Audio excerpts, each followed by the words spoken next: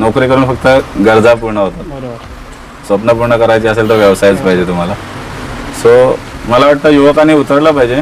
बोलता बोलता मित्र बोललेला आपण आलोय घरदार सोडून तर कशासाठी मुंबईमध्ये पैसा कमवण्यासाठी. तर मग हे 6 ऑर्डर आहे, प्रिंट झालेले आहे. त्याला आमच्या भाषेत पल्ला बोलतात. स्क्वेअरमध्ये कापला जातो साईज प्रमाणे आणि मग त्याच्यावर प्रिंट होते आणि हिला हिच्यावर वेगळं काम होतो. त्याच्यावर आतल्या ज्या शिलाई असतात आतून जे डबल शिलाई वगैरे येते. मी मसल्यामधून आहे, पांदेरी गावामध्ये, अपने बोरिवले. ओके. माझे टी शर्ट मी शुगर स्पोर्टला छापण्यासाठी दिले होते. आपण क्रिकेट, कबड्डी, गणपती, नवरात्री सर्व प्रकारचे स्पोर्ट्सचे T shirt, track pants, shorts वगैरे बनवून देतो. तुम्हाला हा व्यवसाय म्हटलं ना की आपल्या मध्यमवर्गीय लोकांचं असतं, कशाला नुकसान झालं तर, लॉस झाला तर, कष्टाची कमाई कशाला. ज्यावेळी बोललो ना घरी की मला हे करायचंच आहे, त्यावेळी घरचा खूप सपोर्ट होता की तुम्ही चालू करा. पण मॅडम आपल्यासारख्या मध्यमवर्ग लोकांना नोकरी सोडून एकंदरीत डायरेक्ट व्यवसाय देणं खूप कठीण आहे आणि पुढे सक्सेस होईल की नाही. आता कस्टमरला जी तारीख देतो त्या तारखेला टी शर्ट देण्याचा 100% प्रयत्न करतो. त्याच्यामुळे कस्टमर तुमचा तुटत नाही या व्यवसायात. तुम्हाला जर एक दिवस नमस्कार मित्रांनो, जय जिजाऊ जय शिवराय. मी महेंद्र काप आपलं पुन्हा एकदा स्वागत करतो आपल्या कोकणी भटक्या या युट्यूब चॅनलमध्ये. आणि आपण सुरू केलेल्या आपल्या नवीन सिरीजमध्ये जिचं नाव आहे आपल्या गावचे व्यावसायिक. तर मंडळी, आपण आज अशा व्यक्तीला भेटायला आलोय ज्याचं गारमेंट क्षेत्रामध्ये व्यवसाय आहे. गारमेंट क्षेत्रातला जे टी शर्ट वगैरे प्रिंट करतात त्या क्षेत्रातला व्यवसाय आहे आणि ती व्यक्ती आमच्याच गावची आहे. तर चला आपण आता त्यांच्या गारमेंट व्यवसायाला भेट देऊया, बघूया त्यांच्याकडे स्पेशल काय आहे, ते काम कसं काय करतात. आणि आता गणपतीचा सीझन आहे तर वर्कलोड असेलच, तर त्या कामातूनच आपण त्यांना वेळ काढून भेटायला आलेलो आहे. चला आपण जाऊया. हे पाम बीच रोडला हे पुमाचं शोरूम आहे आणि तेच बाजूला ही बिल्डिंग आहे. तर याच बिल्डिंगमध्ये पहिल्या फ्लोअरला त्यांचं ते ऑफिस आहे, त्यांचं जिथे काम करतात.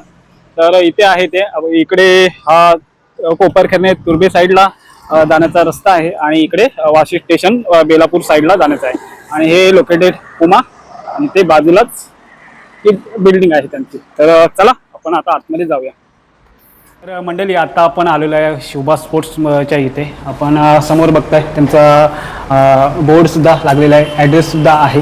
तर आता आपण जाऊया आतमध्ये आणि बघूया, त्यांची सगळी माहिती घेऊया, त्यांच्याकडे चर्चा सुद्धा करणार आहोत.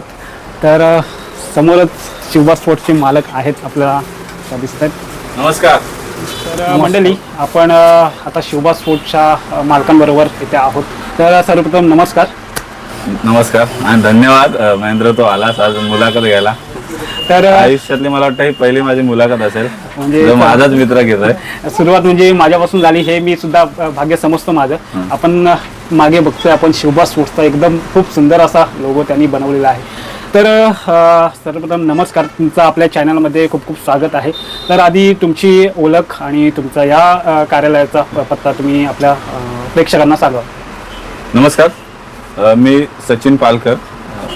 माझं गारमेंट आहे Vashi sector 19 palm beach road येथे.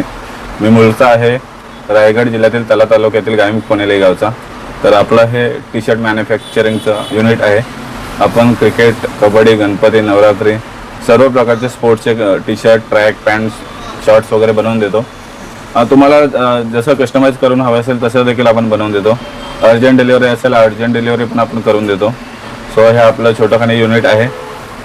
तर आपण आता बघताय खूप साऱ्या ऑर्डर्स त्यांना इथे आलेल्या आहेत आणि हा पसारा नाही म्हणता, पण हा कामाचा बोजा आहे त्यांच्यावर.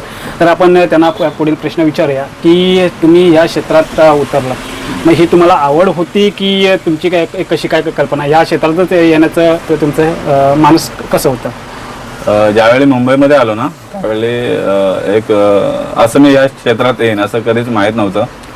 पण मी जिथे जॉब करायचो तिकडे माझी ड्युटी 9 ते 6 असायची. 5:30 होते खरं तर. त्यांच्यानंतर 5:30 नंतर घरी यायला 6:30 वाजायचे, 1 तासाचा प्रवास. तर नंतरचा वेळ कुठेतरी घरीच बसून नाक्यावर टवाळक्या करण्यात जायचा. तर एक जण बोलता बोलता मित्र बोललेला आपण आलोय घरदार सोडून तर कशासाठी मुंबईमध्ये पैसा कमवण्यासाठी. तर मग 6 नंतरचा जो 10 पर्यंतचा वेळ आहे तो काय कुठे यूज करता येईल किंवा पैसा कसा कमवता येईल असं करता करता विचारत असताना एक मित्र भेटला. नेमका गणपतीचा सीझन चालू होता. मी नाव पण घेतलं त्यांचं इथे आवर्जून, रमेश म्हणून माझे मित्र आहेत, रमेश माने. गणपतीच्या सीझनची मी त्यांना ऑर्डर द्यायला गेलेलो आमच्या मंडळाची, म्हणजे आपल्याच गावची ऑर्डर आपल्या मंडळाची. सो त्याने मला 2 ऑर्डर होत्या माझ्याकडे, तर त्याने मला या व्यवसायाची इत्यंभूत माहिती दिली की असं आहे. मग त्याच्यानंतर मला ते समजायला लागलं की मग माझं मन रमायला लागलं की हां चला आपण. आणि त्यावेळी आता जसं स्विगी झोमॅटो इतर या डिलिव्हरी ॲप आहे, त्यावेळी नव्हते, त्या प्रकार नव्हता की आपण काहीतरी जॉबवरून सुटल्यानंतर करूया. मग प्रश्न एकच होता डोक्यात की काहीतरी एक्स्ट्रा इन्कम पाहिजे पगारा व्यतिरिक्त, की जेणेकरून आपला इतर खर्च सुटेल किंवा आपलं काहीतरी सेव्हिंग करता येईल. मग माझ्या मित्रांनी मला ह्या व्यवसायाबद्दल माहिती दिली. त्यावेळी फेसबुकचा जमाना होता, आता इंस्टा वगैरे, त्यावेळी फेसबुक खूप चालायचं. तर मला थोडीशी एडिटिंग यायची, तर टी शर्टवर मी असं नंबर लिहून हे टाकायचं फेसबुकवर की आमच्याकडे टी शर्ट बनवून मिळते. सो त्याच्यातून मला कामं येत गेली. मग हा पार्ट टाइम जॉब करत करत तेच करायला लागलो. म्हणजे बघा, जिथे आवड होती आणि त्या क्षेत्रात तुम्ही आता आलेला आहात, तर तुम्ही हा जो छोटाखानी आपला व्यवसाय सुरू केलात, त्याच्यामध्ये आपल्या कुटुंबाची साथ कशी आहे? कारण कुटुंबाची साथ असणं खूप महत्त्वाचं आहे. जर कुटुंबाची साथ नसेल तर काही होऊ शकत नाही. पण तुम्ही जो छोटा व्यवसाय होता त्याला आता मोठा काय करण्याचे स्वप्न तुम्ही पाहिलेच असतील, तर कुटुंबाची साथ कशी आहे? अगदी उत्तम प्रश्न विचारलास महेंद्र. कारण हा व्यवसाय म्हटलं ना की आपल्या मध्यमवर्गीय लोकांचं असतं, कशाला नुकसान झालं तर, लॉस झाला तर, कष्टाची कमाई कशाला त्यात टाकायची. कारण आपण नोकरीत धन्यता मानणारे माणसं आहोत. नक्कीच. सो ज्यावेळी मी गणपती होळी सीझनला माझी मिसेस बघायची मी किती मेहनत करायचो. कामावरून आल्यानंतर रात्री 2-2 वाजेपर्यंत टी शर्टचीच कामं करत बसलेलो असायचो. सो तिला माहीत होतं माझी आवड काय आहे, आणि हा आवडीचा काम झालेला. मला माझं नोकरीपेक्षा काम मन नंतर त्याच कामात रमायला लागला. ज्यावेळी बोललो ना घरी की मला हे करायचंच आहे, त्यावेळी घरचा खूप सपोर्ट होता की तुम्ही चालू करा. पण मॅडम आपल्यासारख्या मध्यमवर्ग लोकांना नोकरी सोडून एकंदरीत डायरेक्ट व्यवसाय देणं खूप कठीण आहे. आणि पुढे सक्सेस होईल की नाही, आता वर्ष झाला योगायकांत, वर्ष झाला तू, मला वाटतं माझ्या ओपनिंगच्या याला पण आपल्या चॅनलवर व्हिडिओ आहे, आणि आज वर्षानंतर पण महेंद्र मुलाखत घ्यायला आलाय. सो कुटुंबाचा सपोर्ट खूप गरजेचा आहे व्यवसायात. जेवढी तुमच्या व्यवसायात तुमच्या घरची माणसं असतील तेवढी तुम्हाला बाहेरील माणसं हायर करण्याची खूप कमी गरज पडते. कारण की ह्या व्यवसायात तर इकडे लागतातच माणसं त्या व्यवसायात. तर घरून खूप चांगला सपोर्ट आहे. प्रश्न विचारूया की तुम्ही आता ह्या टी शर्ट्स वगैरे बनवता, तर तुम्हाला तर आधीच एडिटिंगची वगैरे कला होतीच, आणि आता तुम्ही या क्षेत्रात उतरलात, मग तुम्ही काम कसं भेटणार हे तर तुम्हाला जाणवलंच असेल. आता तुम्ही सोशल मीडियावर ॲक्टिव्ह होतात, पण इतर मित्रपरिवार किंवा अजून कुणाकडून ऑर्डर्स वगैरे येतात का? त्या ऑर्डर्स कशा मिळतात तुम्हाला?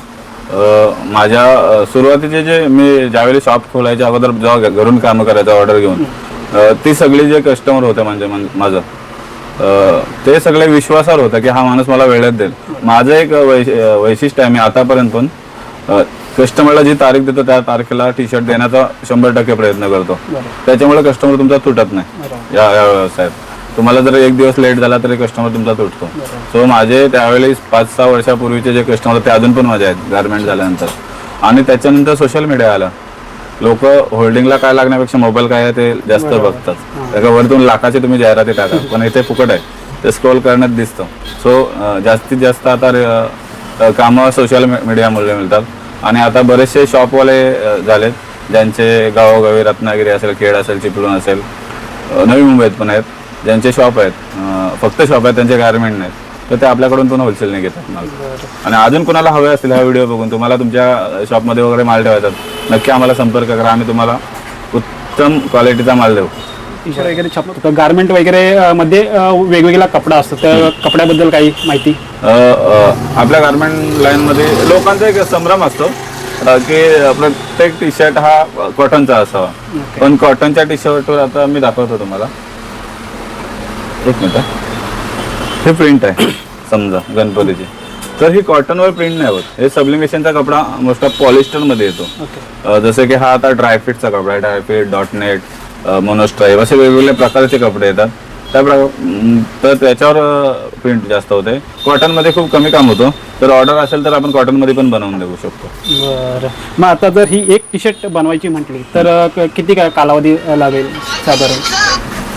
तुम्हाला आहे ना मिनिमम 8 दिवसात टी शर्टची ऑर्डर मिळून जाते. ओके. आणि तुम्हाला अगदीच अर्जंट असेल तर अर्जंटमध्ये पण देतो, पण 8 दिवसात आपण देतो टी कमीत शर्ट. कमी क्वांटिटी वगैरे किती असावी? कमीत कमी क्वांटिटी आपल्याकडे 15 पीस आणि क्रिकेटची ऑर्डर असेल तर कमीत कमी 11 पीस तरी. ओके. हा, त्याच्या खाली नाही. 15 ते 11 पासून सुरुवात पाहिजे. हो. स्पेशलच जर बनवून घ्यायची म्हटली तर बनवून मिळते का? कस्टमरला आपण त्यांच्या आवडीनुसार पण आपण कस्टमाइज करून देऊ एक शकतो. प्रश्न आहे, जर तुम्ही या व्यवसायात उतरलाय, तुम्हाला अनुभव होता, पण एखाद्या नवीन व्यक्तीला या व्यवसायात उतरायचं असेल तर किती कॉस्टमध्ये हा व्यवसाय सुरू करू शकतो आणि ह्याच्यामध्ये फायद्याचं आहे का? जर आपण मेहनत केली तर त्याबद्दल तुम्ही काय म्हणाल? फायद्याचं म्हणाल तर व्यवसाय मला वाटतं मोस्ट ऑफ व्यवसायात फायदाच होतो. फक्त आपण किती त्यासाठी प्रयत्न करतो, किती मेहनत करतो ते गरजेचं आहे. बरोबर. दुसरी गोष्ट, ह्या व्यवसायात यायचा असेल तर तू विचारलास की किती खर्च. आता मी माझ्यावरून सांगतो, मी 0 इन्व्हेस्टमेंटने केलेले. बरं. फेसबुकवर ॲड टाकून मला कामं वाढत गेली. त्याच्यातून मग एक वेळ अशी आली की आता जॉब सोडावाच लागतोय मला, कारण जॉबपेक्षा पण मग असं वाटायला लागलं की इकडे मला इन्कम होऊ शकतो. आणि ह्या व्यवसायात असं आहे की तुमच्याकडे कस्टमर बेस असेल ना तर तुम्ही करू शकता. आता मला जवळपास तुमच्यावर आहे, तुम्ही किती मोठा करू शकता. तुम्ही 10 लाख इन्व्हेस्ट करू शकता, 15 लाख इन्व्हेस्ट करू शकता, 4 लाखात होऊ शकतं, 2 लाखात पण होऊ शकतं. तुमच्यावर आहे, तुम्ही किती खर्च करू शकता. पण या व्यवसायात उतरणाऱ्यांना एक चांगलं आहे की तुमच्याकडे क्लायंट असतील, कस्टमर तेवढा असेल तर तुम्ही उतरा. नाही तर कसं माहीत आहे, एकतर कारागिरांना खूप काम लागतं. त्यांना तुम्ही 2 दिवस बसवून ठेवलेत ना, ते तिसऱ्या दिवशी दुसऱ्या कारखान्यात निघून जाणार. सो तुमच्याकडे काम खूप असेल तर तुम्ही नक्की उतरू शकता, किंवा कंपनीच्या वगैरे तुमच्याकडे टायअप असेल तर. पण प्रॉफिटेबल व्यवसाय मला वाटतं कुठलाच व्यवसाय असा नसतो ज्यात प्रॉफिट नसतो.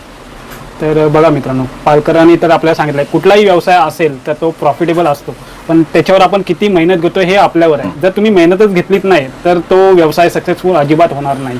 तर पालकरांनी खूप सुंदर अशी माहिती दिली. तर तुम्ही तर हा व्यवसाय आता उभा केला आहे तुमचा, अजून काही प्लॅन्स आहेत का ह्याच्यामध्ये की मोठा करण्याचा? अगदी चांगला प्रश्न. गेल्या गणपतीच्या अगोदर मी व्यवसाय चालू करण्याचा वेळ पण अशी निवडलेली की मला काम त्यावेळी खूप असेल.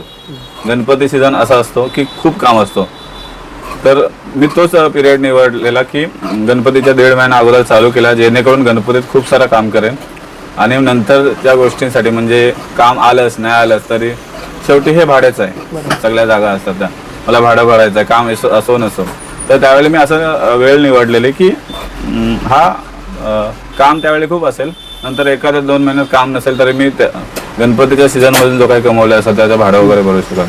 पण काय माहिती आहे ना, हे नाव महाराजांचं नाव आहे, ज्या नावानं चालू केलं तिथून मला वाटतं मागे बघण्याची वेळ आली नाही. आणि गणपती बाप्पाचा पण तेवढाच आशीर्वाद त्याच्या सणाच्या वेळी चालू केलेला.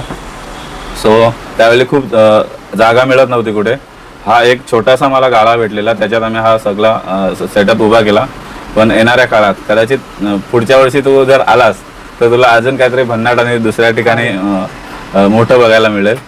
प्लॅनिंग चालू आहे. अरे वा, म्हणजे नक्कीच. म्हणजे आता हा जो छोटा व्यवसाय आहे त्या पालकरांचं स्वप्न आहे की अजून मोठा करावा, आणि ते स्वतः म्हणतात की पुढल्या वर्षी अजून आपल्याला काहीतरी मोठं बघायला मिळेल. तर पुढल्या वर्षी सुद्धा आपण एक भेट देऊच नक्कीच. तर शेवटचा प्रश्न खूप महत्त्वाचा आहे की आता तुम्ही या क्षेत्रात उतरलाय आणि जर दुसरा उतरणार असेल तर तुम्ही त्या दुसऱ्या लोकांना काय संदेश द्याल की आपण व्यवसाय उतरला पाहिजे की नाही उतरला पाहिजे, त्याच्याबद्दल तुम्ही काय सांगाल? आता मी उतरलोय म्हणून नाही सांगत, मी एक माणूस म्हणून सांगतो. एक कुठेतरी वाचलेलं, तू पण वाचला असेल कधीतरी, नोकरी करून फक्त गरजा पूर्ण होतात. बरोबर. स्वप्न पूर्ण करायचे असेल तर व्यवसायच पाहिजे तुम्हाला. सो मला वाटतं युवकांनी उतरलं पाहिजे. आता जे आहेत 20-25 वर्षाच्या वयाचे वगैरे, त्यांनी तर ट्राय केले पाहिजे, स्वतःला आजमावून पाहिलं पाहिजे. ज्यावेळी मी या व्यवसायात उतरलो त्यावेळी माझ्याकडे कस्टमर बेस होता, पण ते बॅक ऑफ द माइंड चाललेलं की मी व्यवसाय चालू करायला पाहिजे. कदाचित मी सक्सेस होईन नाही होईन माहीत नाही, मी 4-5 लाख रुपये टाकीन, मी फायद्यात असेल नसेल माहीत नाही. पण जर फायद्यात झालो, मी सक्सेस झालो व्यवसायात, तर मला आयुष्यभर नोकरी नाही करावं लागणार कोणाची तरी, हा त्यावेळी डोक्यात विचार आला आणि मी चालू केलं. पण मला वाटतं हे व्हिडिओ बघणाऱ्या प्रत्येक तरुणाला सांगेन, तुम्हाला ठीक आहे गरजा प्रत्येकाच्या असतात, प्रत्येकाकडे बॅकअप नसतं, माझ्याकडे पण नव्हता. मित्र परिवार घरचे सगळ्यांनी मदत करून मी इथे आहे आता. पण तुम्हाला नोकरी करून तुमच्या फावल्या वेळात टवालक्या करण्यापेक्षा तुम्ही काहीतरी एक्स्ट्रा रोजन इन्कमचं साधन करा. आज मी कधी कधी आता गणपतीशी आहे, तो बोलतोच काम करा, 10 वाजता येतो, रात्री 2 वाजता जातो घरी, एवढी कामं करावं लागतात. पण असं आहे की व्यवसायाकडे वळा, छोटी सुरुवात करा, उद्या मोठी तुम्हाला उभारी भेटेल. आता शिवबा स्पोर्ट्स इथे आलेलो आहे भेट द्यायला त्यांच्या शॉपला. तर आपल्या समोर आहेत आपले मसल्यामधून बांधव आलेले आहेत, त्यांची सुद्धा एक टी शर्टची ऑर्डर होती इथे शिवबा स्पोर्ट्समध्ये. तर आपण त्यांच्याकडून जाणून घेऊया की त्यांनी कुठल्या पद्धतीने टी शर्ट छापलेले आहे आणि किती क्वांटिटी होती आणि क्वालिटी वगैरे कशी वाटते, तर त्यांना विचारूया. मी मसल्यामधून आहे, पांदेर गावामध्ये, अपने बोरिवले. ओके. माझे टी शर्ट मी शुगर स्पोर्टला छापण्यासाठी दिले होत्या. क्वांटिटी एकूण 58 होती. अच्छा. क्वालिटी बघायला गेलं तर क्वालिटी चांगलीच आहे अशी. ओके. आणि वेळेत मिळाली आहे का टी शर्ट? म्हणजे वेळेत तर भेटलीच आहे. आता किती सीझन चालू आहे टी शर्टचा, मागे पुढे होणारच. ओके. आणि काय एक पीस कितीला पडला? एक पीस तर 350 सांगितलेलं आहे. ओके. 350ला एक पीस. म्हणजे तुम्ही हॅपी आहात का? हा, मी तर हॅपी आहे. अच्छा. बघा मित्रांनो, आता आपल्या समोर ग्राहक आलेले आहेत, त्यांना ही टी शर्ट 300-350 रुपयाला एक पडलेली आहे. आणि कपडा सुद्धा खूप छान आहे, प्रिंट सुद्धा. प्रिंट काय कशी वाटली तुम्हाला? छानच वाटले. ओके. आणि आता ही एक गणपतीची टी शर्ट आहे आणि आता सण चालू आहे गणपतीचा, तर खूप सारे ऑर्डर्स इथे आपल्याला बघायला मिळतील. तर ते सुद्धा या हॅपी आहेत शिवबा स्पोर्ट्स मधून. तर त्यांचेही खूप खूप आभार, तुम्ही आपल्या शिवबा स्पोर्ट्सला ऑर्डर दिलीत, तर खूप खूप धन्यवाद. आता आपण त्यांचा हा व्यवसाय आहे, तर इकडे कामं वगैरे चालू आहेत, तर आपण त्याच्याबद्दलच माहिती घेऊया. आता आहे ना, हे ऑर्डर आहे, प्रिंट झालेले आहे, त्याला आमच्या भाषेत पल्ला बोलतात. स्क्वेअरमध्ये कापला जातो साईज प्रमाणे आणि मग त्याच्यावर प्रिंट होते आणि प्रिंट झाल्यानंतर मग इकडे कटिंग होते. आमचे मास्टर कटिंग करतायत आणि इकडून कटिंग झाल्यानंतर मग स्टिचिंगला जाणार त्या साईडला. आता महेंद्र तू लवकर आलेस, आमच्या अजून कारागीर आलेच नाही, पण हे मशीन आहे, सिंगरची मशीन आहेत. इकडे सगळं काम होतं, इथं ओव्हरलॉक आहे, इकडे फ्लॅट लॉक आहे, सो इकडे सगळं होतात. तू थोडा उशिरा आला असतास तर तुला सगळे कारागीर शिवताना वगैरे दिसले असते बघताना, पण आता हे सगळं आहे. आपल्या समोर ह्या जवळपास 4 एक मशीन आहेत, तर याच्याबद्दल काय माहिती, कसं काय काम करतात? म्हणजे प्रत्येक मशीन ही वेगवेगळ्या कामासाठी? हा, प्रत्येक मशीन वेगवेगळ्या कामासाठी. आता ही सिंगर मशीन आहे, तिला जे आहे ते फ्लॅकेट वगैरे लावणे. ओके. आता फ्लॅकेट म्हणजे काय, तर सिंगर मशीनवर ही कामं होतात, जे सिंगल सिलाई वगैरे असते, सिंगल सिलाई, किनारी वगैरे मांडले जाते, त्याची कामे होतात. हिच्यावर वेगळा काम होतो. तिच्यावर आतल्या ज्या सिलाई असतात, आतून जे डबल सिलाई वगैरे येते ते होतात. तिच्यावर वेगळे सिलाई होते. जी खाली आपण ही बॉटम वगैरे मारतो ते कामं होतात. प्रत्येक मशीनचा वेगवेगळा काम असतो, कारण ह्या इंडस्ट्रीयल मशीन असतात. एकाच मशीनवर सगळं काम नाही, प्रत्येक मशीनवर वेगवेगळे कामं. आणि आपल्या सुरुवात छोटी आहे, आपण 4 मशीनपासून चालू केलेलं आहे, तो अजून वाढवायचा आहे. आणि इकडे बघा आता ऑर्डर चालू आहेत. हे आपल्या शॉपची, मी कोकणी निखिल आणि आमची ऑर्डर, आणि बाकी पण ऑर्डर आहेत, तयार झालेले आहेत पूर्ण. हो, हे ऑर्डर नवीन आहे ना आताची. हो. हे बघा मित्रांनो, आम्ही कोकणकर ही टी शर्ट आता यांनी लॉन्च केलेली आहे, पण आपण पाहिलं की याची आता ऑर्डर सुद्धा पूर्ण झालेली आहे, ही कदाचित आता भेटू शकणार नाही. खूप सुंदर आहे. आम्ही कोकणकर ही समोरून. तो महेंद्र, छान वाटलं तू आलास, माझ्या व्यवसायाला प्रमोट करतोस आणि तो नवीन सिरीज गावचे व्यावसायिक जे गावाकडचे आहेत, मित्र परिवार आहेत, त्यांच्या व्यवसायांना लोकांसमोर आणण्याचा जो सिरीज चालू केला त्यासाठी खूप खूप शुभेच्छा तुला, आणि तो ज्या पूर्ण यूट्यूब जर्नीसाठी खूप खूप शुभेच्छा. खूप मोठा हो. बरं, खूप खूप धन्यवाद पारकर. मी तुमच्या इथं आलो आणि तुम्ही खूप छानरित्या मला माहिती दिली. आपल्या प्रेक्षकांना ही माहिती खूप आवडेलच आणि त्यांच्यापर्यंत तुम्ही सुद्धा पोचाल.